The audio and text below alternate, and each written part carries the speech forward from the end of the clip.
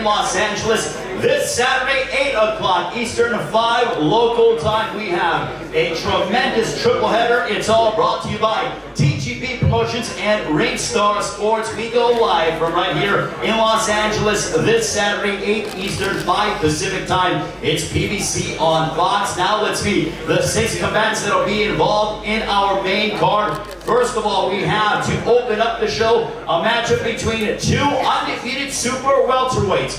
First of all, please welcome, he holds a record of 10 wins, no losses, 6 wins coming by way of knockout, having picked up 4 victories last year. Joining us from Raleigh, North Carolina, ladies and gentlemen, here is Donnie Marshall.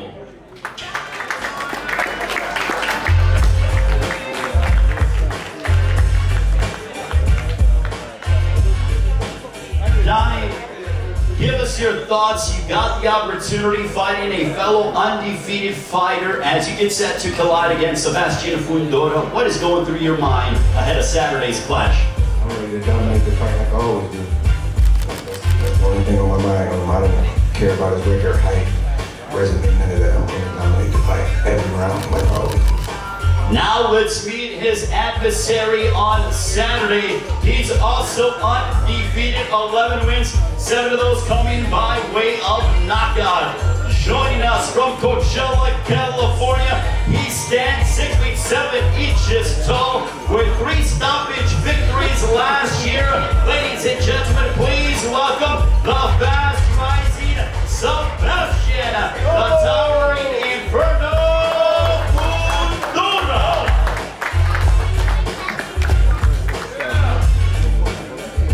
This is our opening contest, ladies and gentlemen, as they face off Sebastian Fundora and Donnie Marshall. They collide. It's PBC on Fox, 8 Eastern, 5 Pacific. Sebastian, we are joined by you. You are getting set to match up with a fellow undefeated fighter. What are you hoping to accomplish on Saturday as you get set for what you hope to believe a busy and a very big 2019? Well, I expect a good fight, a good fighter. I hope to give the fans a good fight and get the victory out of that. Sebastian Fundora, ladies and gentlemen, you can take a seat. Sebastian, don't forget Saturday night's event brought to you by TGP Promotions and Ringstar Sports. Let's get to our co-main event of the evening. When you talk about exciting fighters, these 2 gentlemen are the epitome of that. First of all, we want to bring up a man who beat Ruslan Provodnikov by unanimous decision in 2016. He has been involved in back-and-forth wars pretty much since his pro debut. Ladies and gentlemen, please welcome the former world title challenger from Covina, California, the always entertaining John the Gladiator Molina Jr. John, it is great to see you. This is the fight that fight fans around the world have been waiting for. Now that we are only 2 days away with the animosity between you 2, what's going through your mind? No animosity, just time to fight. Our work's done, now it's time to fight. John Molina Jr., ladies and gentlemen, from Covina, California. Now let's welcome the man who he will step across the ring from on Saturday night with PBC on Fox. This gentleman, 29 years of age, from Weslaco, Texas. He's the former lightweight champion of the world, having defeated the likes of Nagito Arakawa, Ricky Burns, Antonio DeMonico, and Robert Guerrero. He comes into Saturday night's matchup with an undefeated record of 27 wins, no losses, 1 draw, 19 wins coming by way of knockouts. Ladies and gentlemen, here is Omar Figueroa.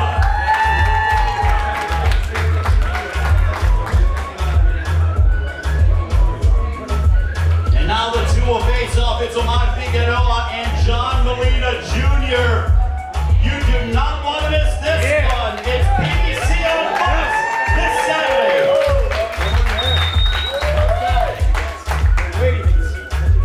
Omar, if we can go ahead and join you before you take a seat. We're only a couple of days away. This is a fight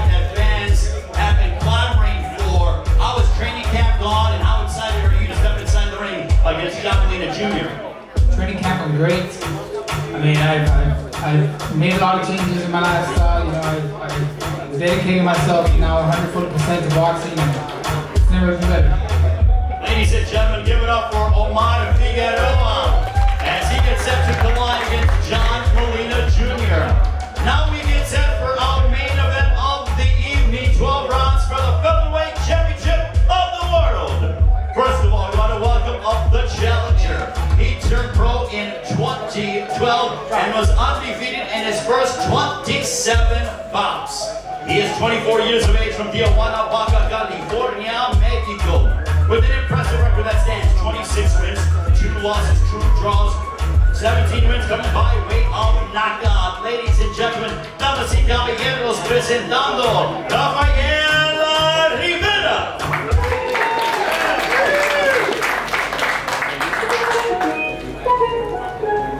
Rafael, can you tell us about what this opportunity means for you to be able to challenge Santa Cruz for the featherweight championship of the world?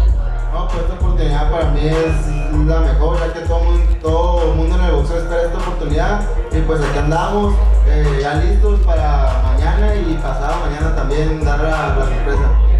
It's the best opportunity I can get to challenge somebody like Leo Santa Cruz. I'm ready not only for fight night but also ready tomorrow. Ladies and gentlemen, give it up for Rafael Rivera, Felix de Jesus with the translating.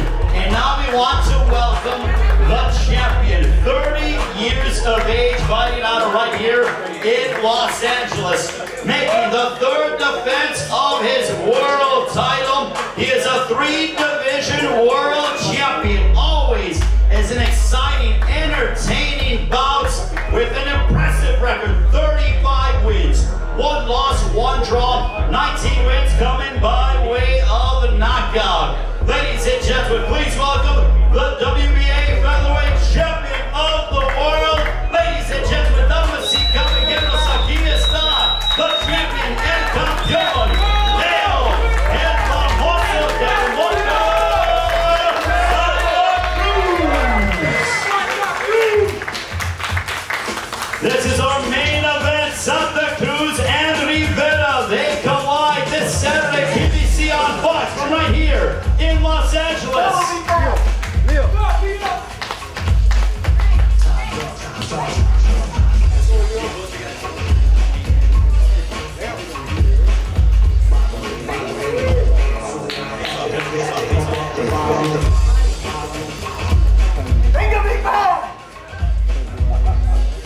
All right, thank you very much, Rafael. You can sit down, Leo. Let's join you real quick. But Leo, you originally had an opponent, and he fell out to get Flores. Now you have Rafael Rivera. Can you tell us about the difficulty or the challenges about finding a new opponent here as you headline PBC on Fox this Saturday? Well, you know, we were getting ready for Miguel Flores. He's a fighter that, you know, had great skills and everything, and he doesn't brawl a lot. So we were kind of getting ready for him, but you know, in the gym, my dad always told me we gotta be ready for any kind of title. And we were training with different sparring partners that, you know, that move, fight with the brawl, and Garcia's a fighter with the brawl, so we were ready for him anyway. Leo, good luck on Saturday. Leo Santa Cruz. Now I'll turn it over to Fox's very own Hadi Entro to conduct the rest of the press conference. Thank you very much, Ray. Thank you to all of you for coming out on this rainy day here in Los Angeles. Before we open things up to the members of the media, I want to kick things off with our fighters. We'll start with you down there, Donnie. I know that you said coming into this that you're not concerned about his record, you're just ready to fight. But who did you bring into your training camp to prepare for a 6'6" southpaw? To be honest, like I said, I wasn't really concerned with the height. You know what I mean? So it was more so southpaws when we went to Florida and we sparred with Yamaguchi Falco, strong Brazilian southpaw. I got some work with some different young prospects in Las Vegas. So I was in Florida for half my camp. I was in Las Vegas for the other half. So I've had top-notch sparring the whole camp. So I'm more than prepared for whatever. Excellent, Sebastian. First of all, are you done growing? You're 21 years old, 6'6". Is this it? Is that the height that we're gonna stick with? Hopefully. I don't think I'm gonna grow anymore, but. Well, you know what? It seems to be working out for you. You like to fight on the inside. You're also from Southern California. This is your first fight here in SoCal since your pro debut, correct? Yes. So how has it been? I'm sure you've had a lot of ticket requests. You know, what has this week been like for you?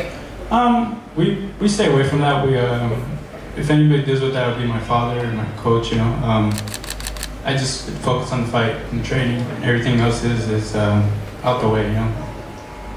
What have you focused on specifically for Donnie? Just to train hard and do my thing, like always.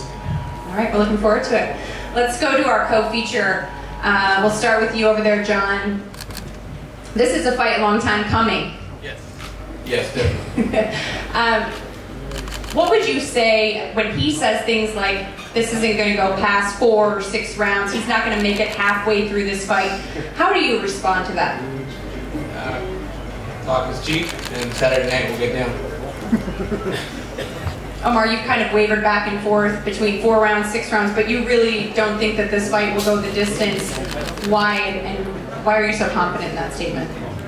Given our styles, there's no way it's gonna go the distance. So that's the main reason why I'm predicting an early night. Sorry.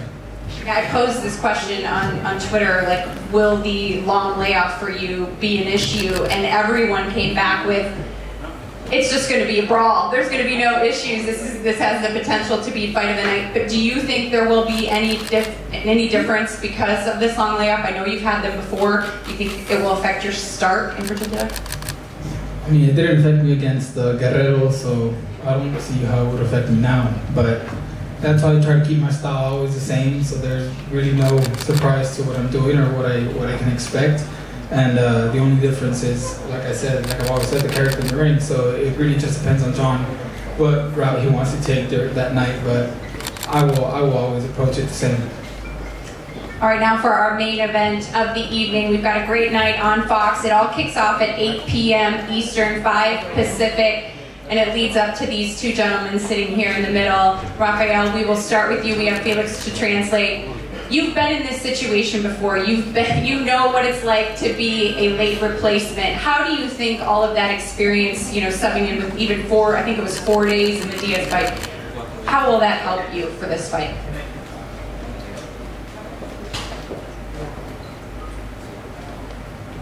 Bueno, sí, ya me pasó en varias ocasiones, pero yo siempre he dicho que yo soy un peleador que siempre está listo, siempre está entrenando, tenga o no tenga fecha, siempre estoy preparado, siempre estoy esparreando, porque yo sé que las oportunidades salen de repente, como ya me ha pasado en una ocasión, 2 ocasiones, entonces pues me siento bien, me siento preparado y listo para la sorpresa. No se confíen porque puede salir la sorpresa. This has happened in various occasions to me where, you know, the fight has been canceled or postponed, and I've come in. I'm always sparring. I'm always ready for a big fight when it comes, and this is a big fight here. So this might be a surprise, or expect a surprise come Saturday night. All right, Leo. I know you're not expecting any surprises, right? You'd like to fight here in SoCal. This is your home. You have a baby at home. We talked at the Microsoft Theater a month ago. You were sitting here as a spectator.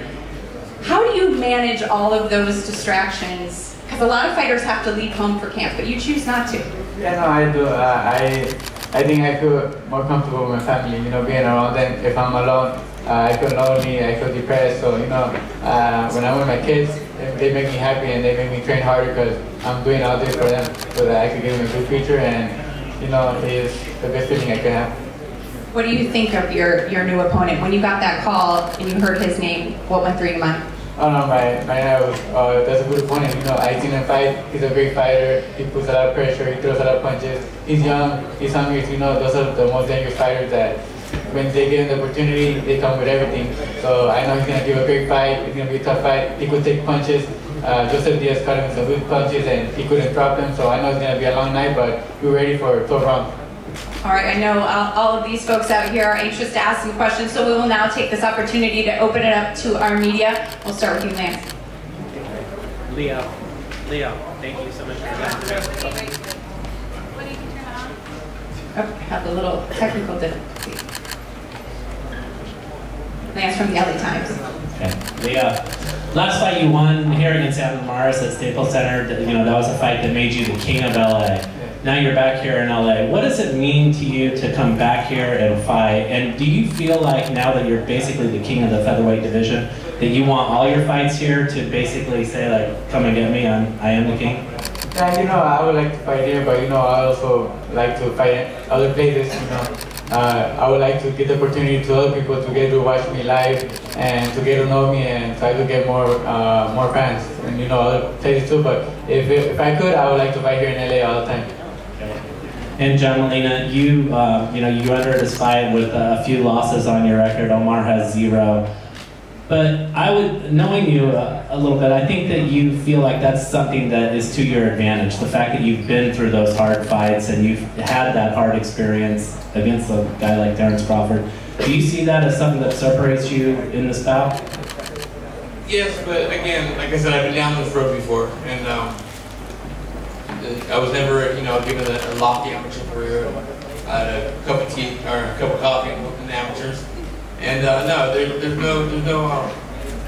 there's no pressure here. It's a fight, and I think Omar's style is going to accommodate mine. You can attest to that as well. It's going to be a fun fight for the fans. Great, thank you guys. Martin Rogers. Hey, how you doing? So right here behind your dad, I just wanted to talk to you a little bit about what it's meant to you to see his struggle and the way he's still been able to help you prepare for this fight despite the tough times he's been going through. Yeah, no, it's really tough, seeing my dad struggling.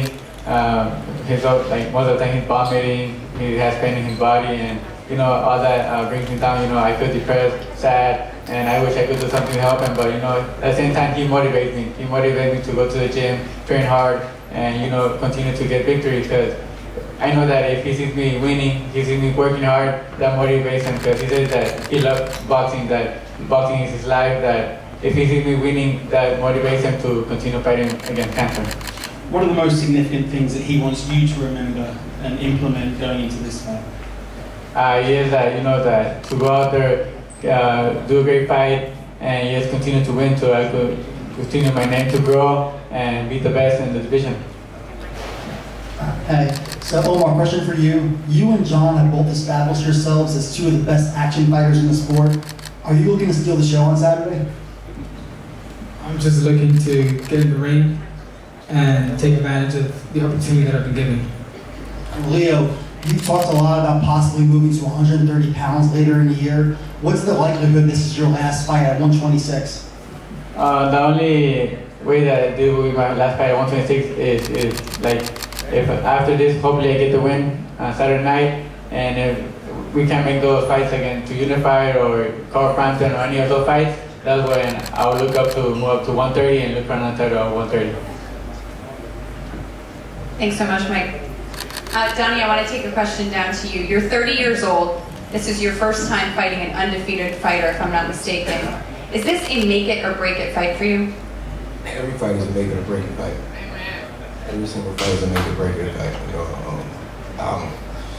I want to say one of the hardest trainers in the sport. I train around the country, and I've been around a lot of top pros, and I've been in the ring with a lot of top-notch pros, and I hold my own. And I've only been pro 2.5 years. I started fighting at 20, so even though I'm 30, I'm a young 30. So every fight is a make it or break it fight. Absolutely.